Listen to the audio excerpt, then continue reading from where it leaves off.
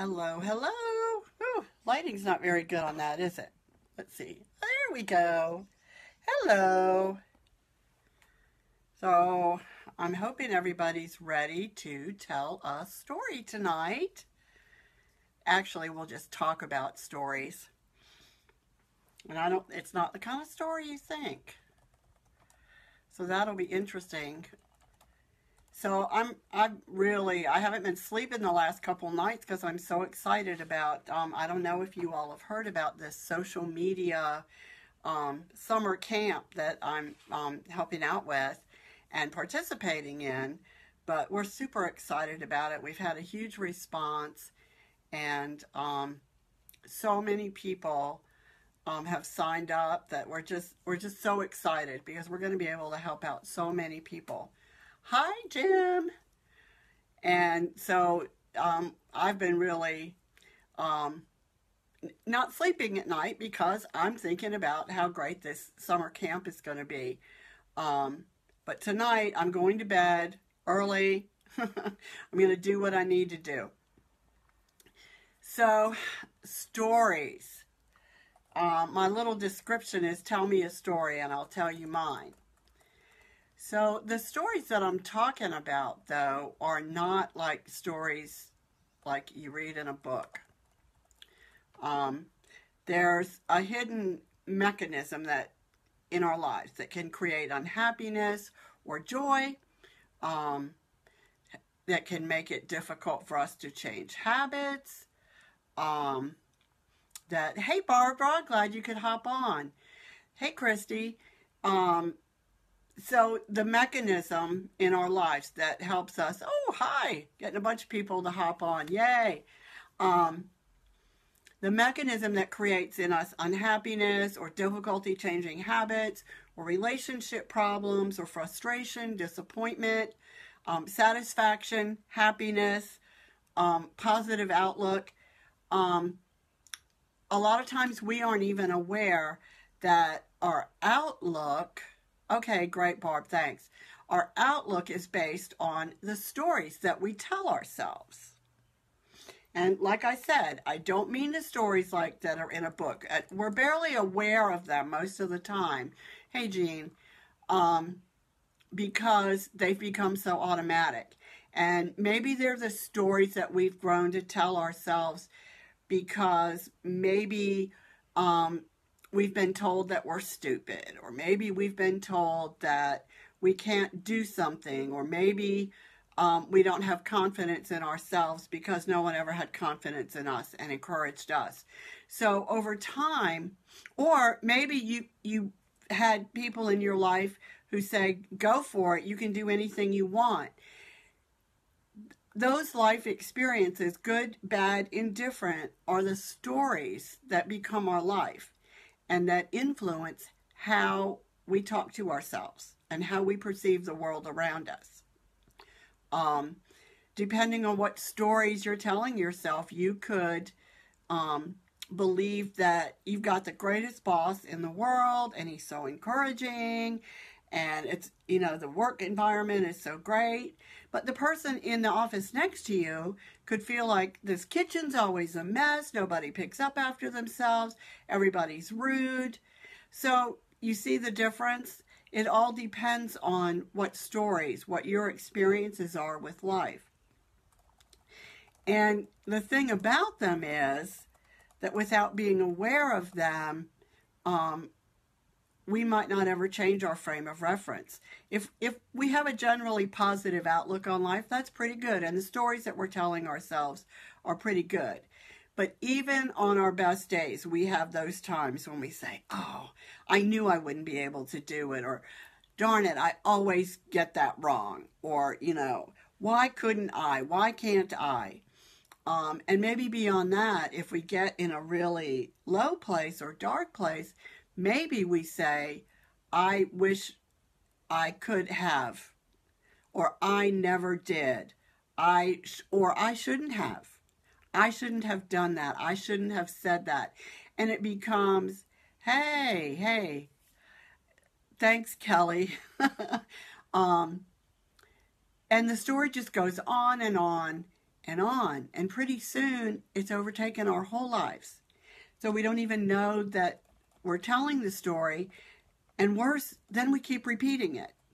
And it just, I think so many people are held back from going after their dreams or changing jobs or getting out of a bad relationship because the story that they tell is one that prevents them from doing that. It prevents them from believing that they are powerful enough or smart enough, that they have the resources or the knowledge to make those changes. And I thought it was really fascinating. The more I read about this, the more fascinated I got with it. And we can get really hooked on our story, like I said. So, we can't break away from it. So one of the things we have to do is become self-aware. We have to realize, catch ourselves telling the story. The next time we're in a situation where we're grumbling and have a really negative outlook, like for instance, for me, one of the stories I've been telling myself lately that I've just switched up is that I don't have any self-control or self-discipline, and that's why I've been gaining so much weight in the last year or so. But in truth, I've been doing a lot of other things to improve myself, to improve my life, to change things up. The stories that I told myself were that food was my solace, my comfort.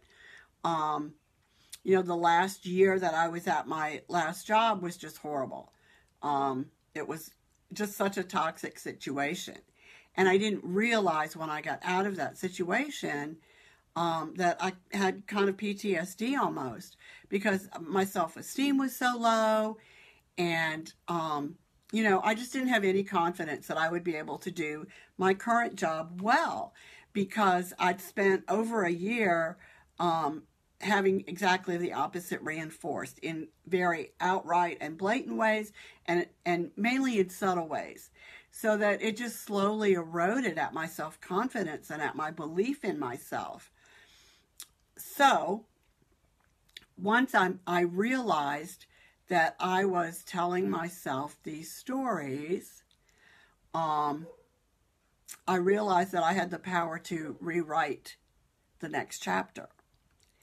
And that's when I started accepting myself, and not only accepting myself, but recognizing the good qualities in myself and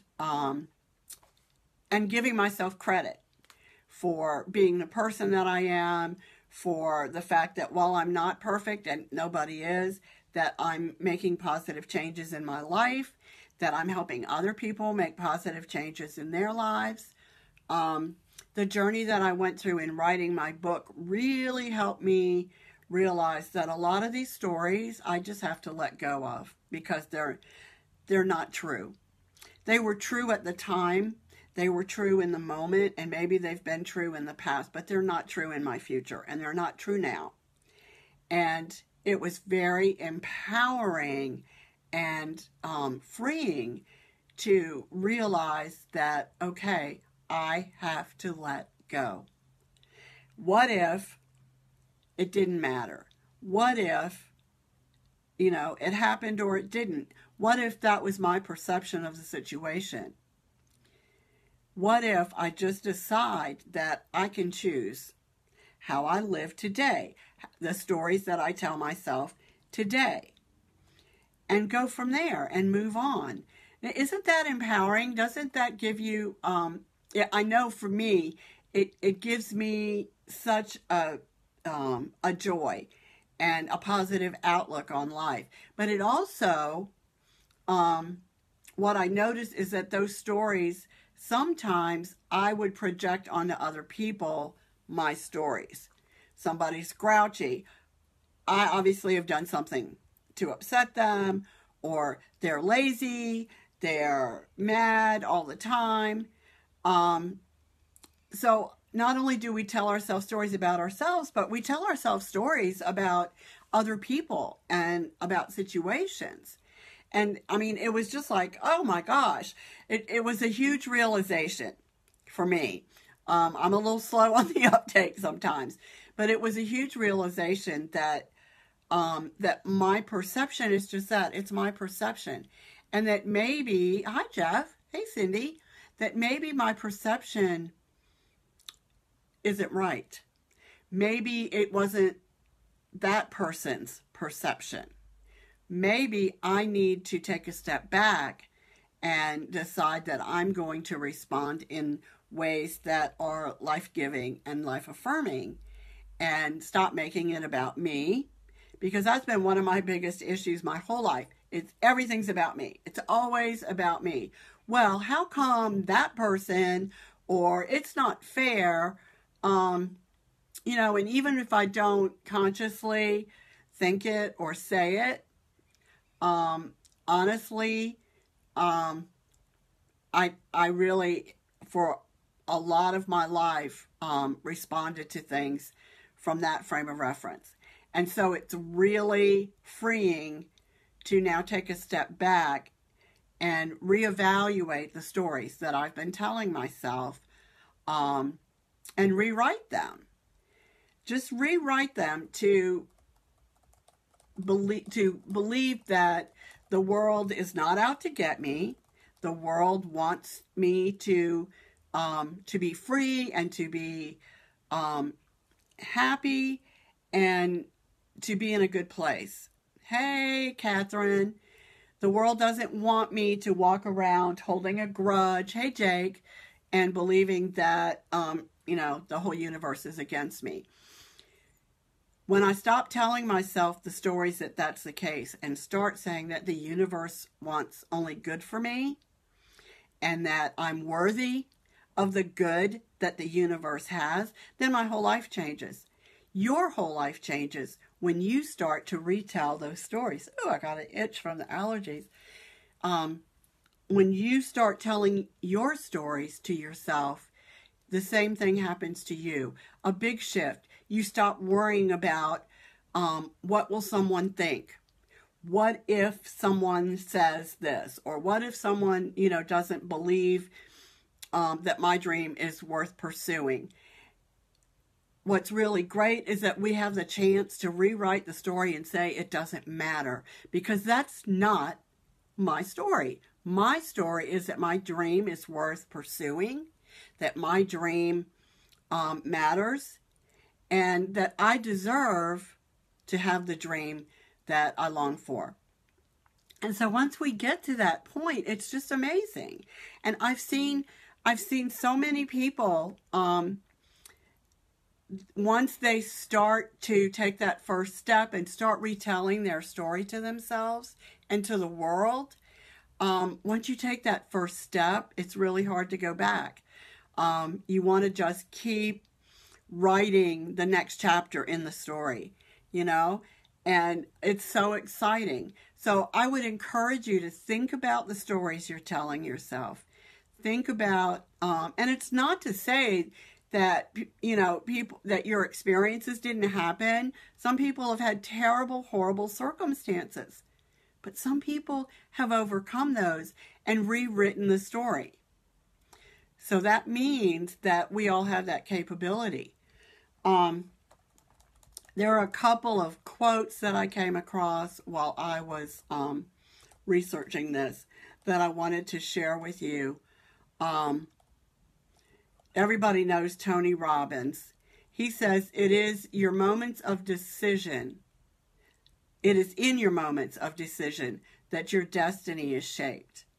So we can decide to live into our destiny, the best destiny that the universe has to offer us, or we can decide that our destiny is to stay where we are and to be sad or angry or hurting and, begrudging of everything in the world. So it is in your moments of decision that your destiny is shaped. So I hope that you will decide to, isn't that great, Jake? I hope you'll decide to seize, to take charge of your destiny and to decide that your destiny, not only do you deserve it, but that it's your destiny. It's not anyone else's, and it doesn't matter if they understand it or believe what your dream is. It doesn't matter because it's not theirs. It's yours. And I have found that the more I surround myself with people who have that same attitude, who have decided that their dream is too important to worry about what other people think, and that their dream is too important not to keep going, I'm inspired and encouraged and uplifted by their journey. So I encourage you, if you have some people in your life, and hopefully it's not anyone in your immediate family, if you have people in your life that are, holding you back, that are encouraging you to keep telling those negative stories to yourself, that you kind of take a step back, try to figure out a way to either talk to them and, share this conversation with them in your own way, because they probably don't realize what they're doing. They probably don't realize that they're telling the same stories too. But by encouraging you to tell the old stories, then they don't have to change either. It's kind of a catch-22. So, we need to be the light. We need to be the ones to show people how to do it, how to go after our dreams and make our dreams happen, because they're too important. They're just too important. And we can't determine what happens in our life. We can only determine how we respond to them and the decisions that we make as a result of or in spite of them, right? So when we become more conscious of those stories, we're empowered to tell the stories that we want to tell the story of me, of you, to tell our story. And it is really empowering. And like I said, once you make the first step, the next one gets easier. And pretty soon you turn around and you it's not that you forget the old stories, and they're always going to crop up sometimes if you're tired or stressed. But once we shut those stories down, it's a lot easier to do that a lot more quickly. Another quote, I think it's Jung is what I always called it. It's, I am not what happened to me. I am what I choose to become. And that's really the bottom line. Those old stories are about what happened to us. The new stories are about the steps that we're going to take from here on out. So we get to choose the next chapter. And I think that's just so exciting, because it just opens up the whole universe to us. That's right, Jake. That's right. It doesn't determine our future at all. If anything, it fuels us. If we can turn those lessons into building blocks for the future, it is young. That's what I thought, Kelly. Thank you. If we can turn those things that happen to us and those lessons into building blocks for our future, then we're unstoppable.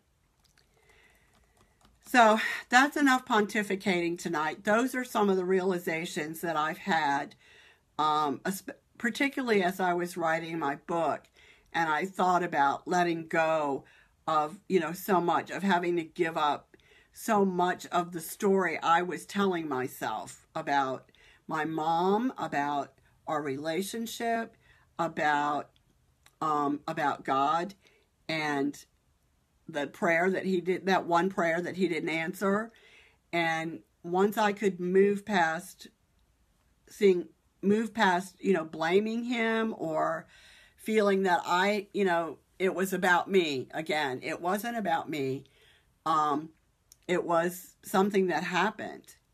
And my choice was finally to turn that into a book that I hope will help others move through that process and find healing and hope in their journey the way I was able to. So it is possible to take those sad and bad things that happen and make them something good. And in case you don't think that you are valuable, that you are significant. I don't know if you've heard of Neil deGrasse Tyson. I just adore him.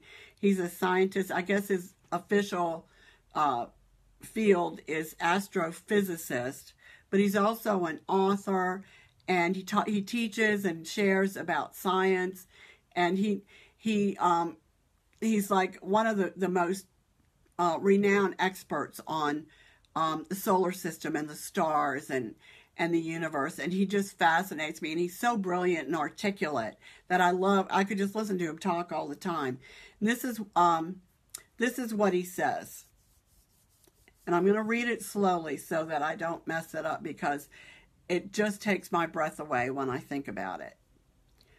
Our body's atoms, the atoms in our bodies, are traceable to supernova stars that scattered their chemical enrichment across the cosmos, spawning the birth of star systems that contain planets, and at least one of them containing life.